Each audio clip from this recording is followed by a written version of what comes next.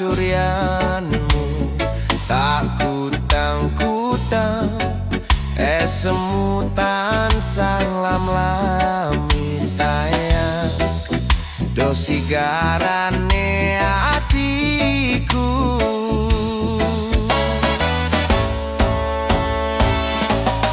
pandong aku